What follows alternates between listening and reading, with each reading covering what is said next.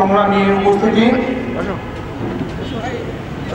AB পার্টির অফিসের প্রাঙ্গণে প্রায় সময় আসি এবং তখন ভাবতাম যখন ইউনূস সরকার ক্ষমতায় ছিল যে নতুন গণতান্ত্রিক নির্বাচিত সরকার ক্ষমতায় আসলে আমরা একটা উন্নত গণতান্ত্রিক দেশের স্বপ্ন দেখব, বাংলাদেশ ধীরে ধীরে উন্নত গণতান্ত্রিক দেশের দিকে এগিয়ে যাবে। কিন্তু এখন দেখতেছি নবনির্বাচিত এই সরকার, যে সরকার ইঞ্জিনিয়ারিং এর মাধ্যমে ক্ষমতা এসেছে, এসে সরকারি শুরু করেছে ভারতের প্রেসক্রিপশনে একের পর এক অধ্যাদেশ, গুম কমিশন, দুর্নীতি দমন কমিশনের অধ্যাদেশ, বিভিন্ন অধ্যাদেশ তারা বাতিল করতেছে।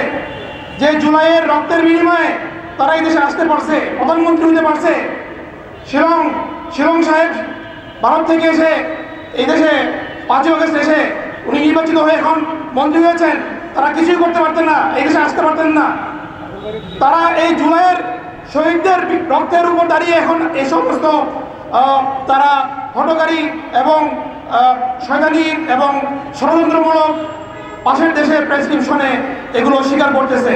এর চেয়ে বড় মিথ্যাচারী হটকারিতা আর হতে পারে না। আমরা এটা মেনে নেব না। জুলাই যোদ্ধারা মেনে নেবে না, যারা আহত শহীদ পরিবার তারা মেনে নেবে না। আমরা একটা উন্নত গণতান্ত্রিক দেশের স্বপ্ন দেখি। জুলাই বিপ্লবের মাধ্যমে আমরা আশা করেছিলাম বাংলাদেশ এমন একটি দেশে পরিণত হবে, কিন্তু এই চক্রান্ত আমরা সহ্য করব না। এত রক্তের বিনিময়ে যে স্বাধীন দেশ পেয়েছি, এটা আমরা সেটা আমরা হতেই হবে ইনশাআল্লাহ। এবং এই জন্য আমরা আমাদের সংগ্রাম এগিয়ে নেব। ধন্যবাদ এই পার্টিকে, ধন্যবাদ সবাইকে।